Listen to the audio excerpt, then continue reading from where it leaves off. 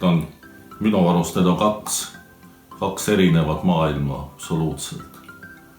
Kui täiskasvanud või meeste jalgpallis nõutakse ikkagi tulemust, primaarne on tulemus, siis laste jalgpallis on see õpetamise protsess ja pedagoogiline pool on tunduvalt tugevam. Siin võib veel jagada nad erinevateks etappideks, kuskil seal 6, 8, 9 aastat, 10, 13 ja nii edasi, 14, 16. Kui treener on kõigi nende etappidega on tuttav ja nad läbi käinud ja oskab õpetada ja läheb peaaegu lõppu välja, siis mina arvan, tema silmaring on tunduvalt suurem ja selle võrra ta saab ka aru, millised etapid laps on läbi käinud ja mida peab õpetama erinevatele etappidele, eks aitab tal ka, ma mõtlen, kui ta nüüd on ka meestetreener edasi, aitab aru saada sellest kogu sellest treeningprotsessist palju paremini.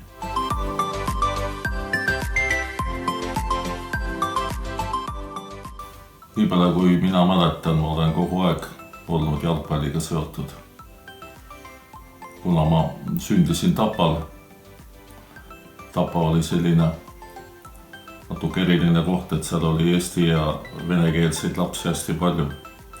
Jalgpall oli ikka põhiline mäng, mida me mängisime väljas. Aga minu kokkupuude Tapal jalgpalliga oli veel nii, et ma olin Tapal oli võistkond, Tapa Lokomotiiv. See mängis vabariigi teist liigat ja mina olin igal mängul kohal ja igas trennis olin pallipoiss ja mängul pallipoiss samamoodi. Esimene treener võib-olla, kes seal natukene mingeid juhtnööre ka minule andis, oli Kruglovi vanaisa. Tema elas Tapal ja tema oli kehalise kasvatuse õpetaja ja tema oli Tapa Lokomotiivi treener. Edasi, kui ma sain 15 aastat vanaks, me kolisime Paidesse ja siin hakkas see jalgpallitreening rohkem peale, et me hakkasime Türil trennis käima ühe teise poisiga. Ja küllaltki ruttu hakkasin B-klassis mängisin meistrivõistlusi ja kusagil 3 aasta pärast ka Türi meeste võistkonnas. Mida lugeda minu jalgpallialase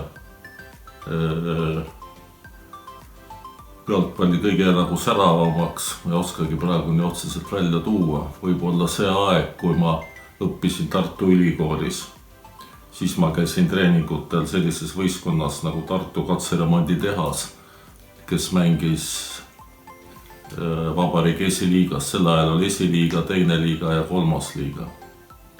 Ja sain ka mõned mängud kirja esiliigas, vabariigi meistrivõistluste esiliigas.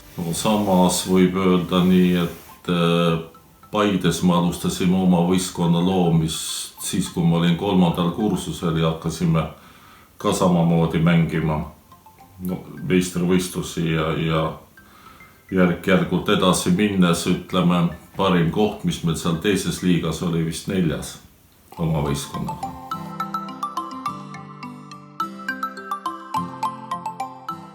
Kõige lihtsam on öelda muidugi, et teha trenni. Aga jah, eks see ole muidugi, see treeningprotsess on jah kõige tähtsam, et sa korralikult trennis käid. Aga mina arvan, et mida varem sa oskad endale eesmärke seada, seda parem. Ja paljud räägivad talendist, mis see talent on. Mina arvan, talent ongi oskus